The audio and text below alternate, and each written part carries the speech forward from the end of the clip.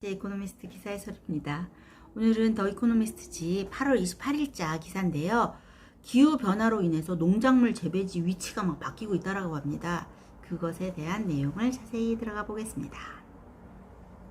그렇게 이제 기후변화로 인해서 농작물 재배지의 위치가 막 변하잖아요. 자꾸만 날씨가 따뜻해지니까 농사를 지을 수 있는 위치가 자꾸 위쪽으로 올라가는 거예요. 그런데 이것이 일부에게는 benefit gains, 이득이 되지만 더 많은 사람한테는 losses, 손실이 된다라고 합니다. 자, 들어가 보시겠습니다. 캐나다에 보면은요, 매니토바주가 있어요. 캐나다가 이렇게 있으면 요 중간 여기가 이제 캐나다 센트럴 캐나다인데 여기에 매니토바주가 있는데요. 여기에 옛날 10년 전만 해도 어떤 곡물들이 심겨져 있었냐 하면은요, 윗이라든지 피라든지 캐놀라 이런 것들이 밀, 완도, 카놀라, 유채 같은 것들이 막 심겨져 있었어요. 이것이 콜드 웨더 크롭이거든요. 추운 지역에서 이제 재배할 수 있는 작물인데 지금은 뭐가 아주 빼곡히 심겨져 있냐면요, 메이즈와 소야가 심겨져 있다라고 합니다. 옥수수와 대두가 심겨져 있대요. 그런데 얼만큼 심겨져 있냐면요, 5,300 평방 킬로미터에는 소이가 심겨져 있고 완전히 1,500 평방 킬로미터에는 메이즈, 옥수수가 심겨져 있다라고 합니다. 얼만큼이 5,300 평방 킬로미터면 어느 정도일까요? 엄청 넓은 곳인 것 같습니다. 이렇게 이제 몬필드 파이낸셜 같은 경우 이런 회사, 투자 회사가는요, 이렇게 기후 변화로 인해서 클라이밋 체인지로 인해서 그 캐나다의 그 농업 생산 방식이 이제 변했잖아요. 그걸로 인해서 수익을 올리려고 막 하고 있습니다. 날씨가 이제 따뜻해진 기후로 인해서 그 투자 지역 그 농부들이 재배했던 것보다 수익성 있는 그 농작물 재배가 가능해진 거예요. 그래서 이 회사의 투자 가치가 계속 올라갈 것이다, 자산 가치가 꾸준히 증가할 것이다 라고 이제 확신을 하고 있는 거죠. 그렇다라는 얘기는 그동안 수백만 명을 먹여 살렸던 그런 지역은 아주 커다란 해를 입을 수도 있다라는 그런 얘기가 될 수 있죠. 자, 그래서 그 농산물 재배로 인한 농산물 재배를 하기 위한 그 공간이요, 상당히 이제 수세기 동안 몇백 년 동안 이제 증가를 해왔다라고 합니다. 그래서 1700년 이후로 크롭랜드하고 패스처랜드, 농경지하고 목초지가 몇 배가 증가를 했냐면요, 5-fold, 5배가 증가했다라고 합니다. 더군다나 이렇게 프로덕티비티가, 생산성이 증가된 이유 중에 또 여러 가지가 있는데, 이리게이션, 물을 끌어들이는 관계 시설과 페스티사이드, 그 살충제, 어떤 기계류, 머시너리의 이용으로 인해서 생산량이 증가를 했고요. 더군다나 in recent decades, 최근에 몇십 년 동안은 이런 말 들어보셨습니까? 지놈 에디팅, 유전자 편집과 데이터 크런치, 데이터 처리 기술로 인해서 생산성을 쫙 끌어올리는 그런 요소가 되었다라고 합니다. 그런데 20세기 말부터요, 그 어떤 increase in productivity, 어떤 생산성의 증가가 둔화되기 시작했어요. 왜 그랬냐면요, global temperature, 어떤 기후 변화, 기온 상승으로 인해서 생산량 증가가 이제 둔화되긴 했는데요.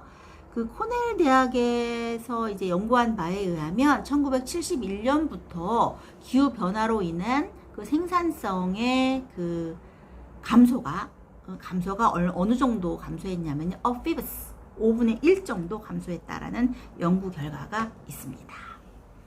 이렇게 헤드윈드, 기후 클라이밋 체인지로 인한 어떤 역풍, 이것은 계속 더 강해지겠죠. 기온이 1도씩 오를 때마다 생산량이 이제 감소가 일어나는데요. Every degree that global temperature rise 할 때마다 어느 정도의 생산량이 감소가 되냐면은요, 메이즈 일드 같은 옥수수 생산량은 7.4% 감소를 하고요.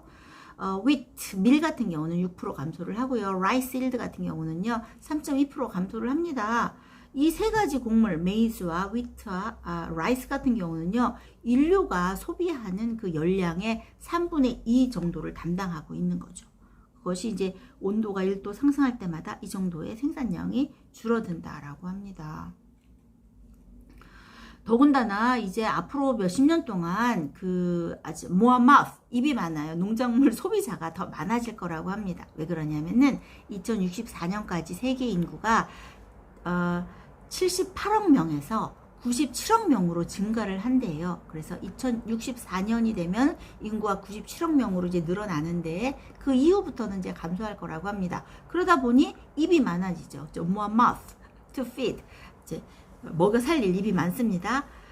그런데다가 이제 전 세계적으로 좀 미들 클래스, 중산층이 많아지고 있다라고 합니다. 그 중산층이 많아진다라고 얘기하는 것은 그만큼 음식 소비량도 많고 음식의 그 소비하는 그 종류도 많고 또 버리는 음식도 많고 이렇게 되기 때문에 그 이제 생산량, 소비량은 더 많아질 거라고 예상하고 있습니다. 그러다 보니 이제 지구 온난화가 글로벌 워밍이 농경 지역에 가져올 변화의 중요성은 더 이제 increase, 더 증가되고 있는 거죠. high latitude land, 고위도 지역, 고위도 지역이 농작물을 재배하는 농경지로 빠르게 오프닝, 개방되고 있다라고 합니다. 그러니까는 온난화로 인해서 그 농작물 재배가 이미 극지역으로 forward, 극지역으로 이제 이동하고 있다라고 하고 있습니다. 그래서 이제 콜로라도 주립대학의 그 연구원들이 그 네이처지에 발표한 그 연구에 따르면 농작물의 분포가 이제 눈에 띄게 이렇게 아주 추운 지역으로 더 변화되고 있다라는 것을 보여주고 있습니다. 소이빈 같은 경우는요, 그 콩이 그 가축에게 먹이는 단백질의 65%를 이제 담당하고 있고요. 그 중국에서 쌀을 수확하는 그 지역이 중국 지역도 막 점점점 이렇게 위로 northward since 1949년 이후로 북쪽으로 중국의 쌀 생산량 지역도 막 북쪽으로 이동하고 있다라고 하고요. 와인과 같은 경우, fruit crop 같은 경우도 북쪽으로 계속 이동을 하고 있다라고 합니다. 그러니까 투자자들은 이렇게 기후 변화로 인한 대비책으로 캐나다 농지를 막 구입하고 있다라고 해요. 그리고 투자회사 그 대규모 농업 투자회사 웨스트 체스터라는 그 농업 투자회사도 있는데요. 이 대규모 농업 투자회사도 이렇게 세계 곳곳에서 이렇게 농경지로 활용할 수 있는 그런 땅에 투자를 하고 있다라고 합니다. Move over Feast, 이렇게 추수를 하면 막 Feast, 축제를 하는데요. 그 축제하는 그 장소가 막 바뀌고 있는 거예요. 그래서 투자자 같은 경우 아주 그냥 그 용감한 투자자, 이렇게 아주 가장 대담한 브레이비스트 투자자 같은 경우는요, opportunity, 아주 기회를 엿보고 있는데요. 어디에서 기회를 엿보고 있느냐? No farming at all. 전혀 지금은 현재는 투자하지, 농사를 짓지 않는 그런 불모지를 오히려 기회의 땅으로 보고 있다라고 합니다. 그 세계 북쪽 지역의 그 3분의 1 정도가 이제 귀리나 이제 보리 같은 경우를 재배했었는데요. 그것이 2099년이 되면은요, 3분의 1 정도가 지금 4분의 3 정도로 늘어날 거라고 이제 그 어떤 연구에 의하면 그렇게 나타났다라고 합니다.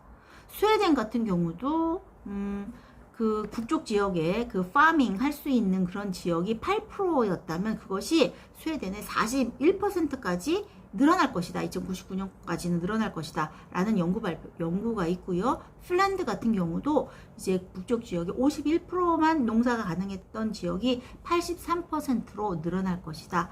라는 그런 연구 결과가 있다라고 합니다. 그러니 그 농작물의 그 지역이 완전히 많이 변화되겠죠. 이렇게 근데 이런 경작을 하려면 막 나무를 다 베어내야 되잖아요. 그러면 뭐가 발생을 하죠? 카본, 그죠? 탄소가 배출이 되겠죠. 그럼 또 지구의 어떤 그 에코시스템의 이제 변화가 일어나겠죠? 자, 그것이 어떤 변화가 일어나느냐. 그래서 일부 정부 같은 경우는요, 특히 이제 이 기후 변화를 클라이밋 체인지를요 캐피탈라이즈 자본화하려고 아주 대단한 관심을 보이고 있습니다. 러시아 같은 경우는 higher temperature 어떤 그 높아진 기온을 어떻게 생각하느냐 하면요, 호재라고 생각하는 거예요. 러시아 그러면 동토 다 얼어붙어 있는 것이라고 생각을 하는데 막상 러시아가 이렇게 따뜻했나? 라고 그런 뉴스 접하는 경우 되게 많잖아요. 그래서 블라디미르 푸틴 같은 경우는요, 부스트 막 자랑을 하고 있습니다. 러시아가 드디어는 이제는 이제 털코트에 사람들이 돈을 좀 덜 쓰고 농산물 재배를 더 하겠구나 라고 이제 이렇게 큰 소리 치고 있다라고 합니다. 그래서 2020년 그 러시아의 내셔널 액션 플랜이 있는데요. 거기에는 어떤 내용들이 들어가 있냐 하면은 그 농경지 확대로 인한 어떤 그 어드밴티지와 기후변화 활용 방안에 대한 어떤 윤곽을 제시하고 있다라고 합니다. 러시아 같은 경우 2015년 이래로요, 러시아가 세계 최대 밀 생산국이래요. 몰랐죠, 그죠? largest producer of wheat 생산국이라고 합니다. 그것이 왜 그렇게 됐냐면요, higher temperature, 높아진 기온 때문이라고 합니다. 그 러시아의 정부 얘기를 더 한번 볼까요? 러시아의 그 정부가 이제 막 땅을 막 저 끝에 있는 땅들을 막 far east, 그 더 극동에 있는 그런 땅들을 막 리즈 임대하고 있습니다. 누구한테? 차이니즈와 사우스 코리안, 재패니스 인베스터들한테 지금 리징 임대하기 시작했다라고 합니다. 그 중국 같은 경우도요, 중국이 콩을 그 미국에서 되게 많이 수입하는 그런 나라인가 봐요. 그래서 미국 그 수입품에 대한 의존도를 낮추기 위해서 이제 중국도 이렇게 얘기를 하고 있고 그렇다라고 합니다. 그런 이제 자세한 얘기가 나와 있고요. 그래서 막 그 숲으로 덮인 지역까지, 캐나다의 그 북동부에 있는 하여튼 그런 쪽도 숲으로 덮인 지역까지 이제 농업을 확장을 촉진하려고 막 이런 나라 저런 나라에서 막 다 노력을 하고 있다라고 합니다. 그런데 이렇게 높아진 기온뿐만 아니라요, 이렇게 농경지가 많아지고 이게 농산물을 재배가 쏙쏙쏙 잘 자라게 하는 그 거기에는 또 한 가지 원인이 있는데요. 카본 다이옥사이드, 이렇게 탄소 배출, 이산화탄소 그러면 무조건 다 나쁠 거라고 생각을 하는데, 이산화탄소를 먹고 사는 농작물, 나무라든지 이것이 이산화탄소가 그린하우스 가스, 이렇게 지구 온난화, 그린하우스 가스, 온실가스의 주범이기도 하지만 이 이산화탄소를 먹고 사는 식물들을 쑥쑥 자라게 하는, 그 광합성을 자라게 하는 포토신테시스를 하게 하는 이런 그 원료이기도 합니다. 그래서 이산화탄소가 다 많다라는 것은 그 식물들이 더 성장을 더 잘한다라는 걸 의미하는 거예요. 그래서 more carbon dioxide means more growth라는 걸 의미하는 거죠. 그래서 이렇게 더 높아진 수치가 막 이산화탄소 수치가 높아진 그 농작물들이, 식물들이 막 번성을 하게 된 거죠. 그래서 글로벌 그리닝, 어떤 전 세계적인 그리닝, 글로벌 녹색화가 이루어진 거예요. 그러면 되게 좋을 것 같잖아요. 근데 이게 꼭 좋은 거냐? 꼭 좋은 것만은 아니다라는 거죠. 왜냐하면 우리도 뭐 조기 성장하는, 아이들도 보면 조기 성장하는 것이 꼭 좋은 것만은 아니잖아요. 그래서 농작물도 bigger crop이 nutritious crop이라고 말할 수는 없는 거죠. 크다고 영양가가 많다라고는 할 수 없는 거예요. 그리고 이제 기후 변화로 인해서 또 어디에 어떤 영향을 주냐 하면 rainfall, 강우 패턴에 영향을 줄 겁니다. 그래서 그 다른 건 몰라도 이제 집중적인 관계 시설 없이는 점점 따뜻해지고는 그 날씨로 농업이 가능해지고 있는 그 많은 지역에 결국은 물 부족 현상이 일어날 것이다 라고 얘기하고 있습니다. 그래서 관계시설이 더 많아져야 되고, 관계시설이 더 많아진다라는 것은 또 물 부족이 그만큼 또 생긴다라는 거니까요. 이렇게 물 부족이 일어날 것이다 라고 얘기하고 있고요. 또 기후 클라이밋 체인지로 인해서 또 벌어질 또 나쁜 점은 뭐냐면 패스트와 패서진, 그러니까는 그 원래는 그 추운 겨울에는 해충이라든지 병원균들이 겨울로 인해서 제거되는 그런 어떤 역할을 하는데, 점점 날씨가 따뜻해지다 보니까 이런 해충과 병원균들이 이제 죽을 겨를도 없이 이렇게 퍼지게 되는 그런 현상이 벌어지기도 합니다. 그 다음에 또 뿐만 아니라 그 토양에도 영향을 준다라고 합니다. 그런데 그나마 이런 와중에서도 콜드 컴포트, 그나마 다행인 것은 뭐가 있을까요?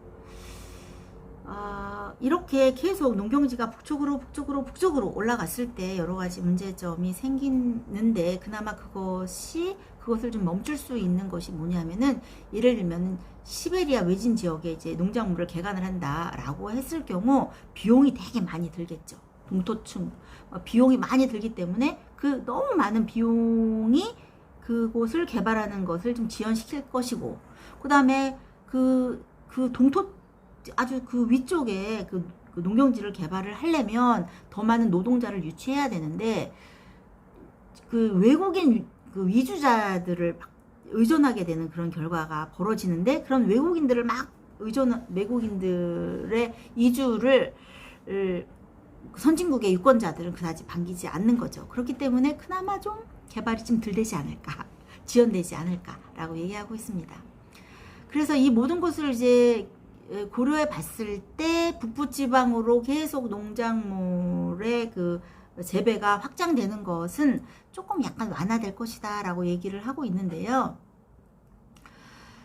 그래서 이 북부지방으로 이래 확장이 기후변화가 농업에 미칠 그 피해를 완화하는 쪽으로 이제 진행이 될 것이라고 그나마 얘기를 하고 있습니다. 그런데 이렇게 북부지방으로 자꾸 농작물을 이제 재배할 수 있는 것의 확장은 어디에 더 이득을 주느냐? 이미 부유한 already wealthy, 이미 부유한 나라한테는 이득이 되고요. poor country, poor places, 그 농산물을 수출해서 먹고 살았던 이런 가난한 나라들은 오히려 더 suffer, 더 피해를, 후진국들은 더 피해를 볼 것이라는 거죠. 그래서 이게 그렇게 좋은 것만은 아닌 것 같습니다. 이 뭐 북쪽으로 자꾸만 이동을 하는데, 어차피 그쪽 선진국들은 이미 잘 살고 있는데, 계속 농산물을 재배하는 그 위치가 북쪽으로 가면 오히려 이렇게 이미 poor countries, 농산물을 수출해서 팔고 있는 그런 나라들한테는 더 고통이 심할 거라는 거죠. 그래서 이제 그런 먹거리가 오늘날처럼 이제 풍부하고 다양하게, 그 다음에 저렴하게 유지되려면 어떻게 해야 되느냐? 이제 그 광범위한 개작이 필요한 거죠. 그리고 이 따뜻한 지역에, 더 따뜻한 지역에서도 잘 날 수 있는 그런 품종을 개발해야 된다라는 거예요. 그리고 농작물이 더 따뜻한 지역에서도 잘 견뎌낼 수 있는 그런 노력, 그런 걸 해야 되고, 그런 걸 하려면 관계시설이라든지 보호시설 개선을 필요로 한다라고 얘기하고 있습니다. 그리고 정말 중요한 것은, 우리가 해야 할 것은요, 부유한 나라뿐만 아니라 가난한 나라도 마찬가지로 음식물, 낭비되는 음식물 쓰레기가 상당히 많은데, 그 낭비되는 음식물의 양을 줄이는 것이 가장 우선시 되어야 된다라고 합니다. 그 UN 식량 농업 기구에 의하면 음식물의 3분의 1이 낭비되고 있다라는 거죠. 그래서 3분의 1, 낭비되는 음식물의 3분의 1을 줄여도 그 기후 변화 없이 이렇게 굶주리고 또 그런 거를 줄일 수가 있다라는 거죠. 이렇게 얘기를 끝내고 있습니다. 그 끝내는 내용 자체는 상당히 우리가 할 수 있는 일은 그나마 여러 가지 개발, 따뜻해진 그 기온에 적합할 수 있는 그런 농작물을 개발을 하고, 그 다음에 그 버려지는 음식물을 좀 줄이는 거, 3분의 1씩이나 버려지고 있다라는 것은 너무 심각한 일이니 그걸 줄여야 된다라고 얘기하고 있습니다. 이것으로 그 농작물과 기후 변화에 관한 이코노미스트지에 대한 이야기를 마치겠습니다. 자세한 번역은요, 크리스 앤 수 그 네이버에 들어가 있으니 한번 읽어보시기 바랍니다.